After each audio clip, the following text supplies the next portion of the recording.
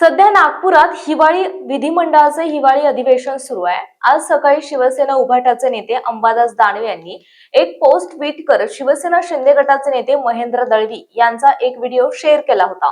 त्यानंतर राजकीय वर्तुळात एकच खळबळ उडाली। आता विरोधकांकडून त्यावर प्रतिक्रिया समोर येत आहेत। जे तुम्ही जसा उल्लेख करत आहेत ते शिवसेनेचे नाही तर गद्दार टोळीचे आमदार आहेत। शिवसेना ही एकच आहे आणि शिवसेनेच्याच नेत्यांनी तो व्हिडिओ ट्विट केलेला आहे। शिवसेना उद्धव बाळासाहेब ठाकरे शिवसेना ही एकच आहे।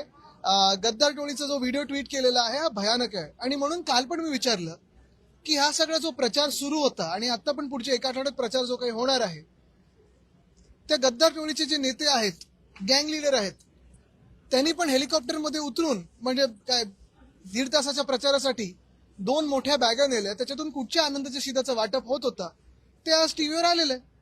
पण जसं ह्यांचा व्हिडिओ आला तसं छत्रपती संभाजीनगर मधले एक आमदार त्यांचा एक व्हिडिओ आला, अनेक अशा आमदारांचे व्हिडिओ आलेत। मग कोणाच्या जमिनीचं आलं असेल, कोणाच्या पैशाच्या नोटाचं आलं असेल, कोणाच्या दादागिरीचं आलं असेल, कोणी कोणाला मारतानाच आलं असेल। पण एकच प्रश्न आहे की जी भाजपा स्वतःला द पार्टी विथ डिफरन्स हे सांगायची, जी भाजपा सगळ्यांना सांगते की न खाता हूं न खाने देता हूं, न खाता हूं न खाने देता हूं, मग हे सगळे जे आजूबाजूला घेऊन फिरताय तुम्ही, सत्ताधारी म्हणून बसवलेले आहेत, अधिकाऱ्यांच्या डोक्यावर बसवलेले आहेत, जनतेच्या डोक्यावर बसवलेले आहेत, हे कुठच्या धोरणात येतात नक्की की तुम्ही यांचं संरक्षण करताय? का यांच्यावर कारवाई होत नाही? काय नाटकं होत नाहीयेत? आणि कधीपर्यंत थांबणार तुम्ही? बरं, त्या 22 मध्ये ह्यांचं नाव आहे की नाही हे जरा ती 22ची यादी काढून बघा। अरे तापलेल्या म्हणजे तुम्हीच तापवताय सकाळपासून, काल पण तुम्हीच तापवलं होता। काल दुसरी 2 नावं होती, आज ही 2 नावं आहेत, उद्या दुसरी 2 नावं येतील। आम्ही जे दिलेलं नाव आहे ते एक आहे, ते स्पष्ट आहे, ते कुठेही बदल झालेला नाहीये। बरं, दुसरी गोष्ट म्हणजे आता 4थं अधिवेशन आहे।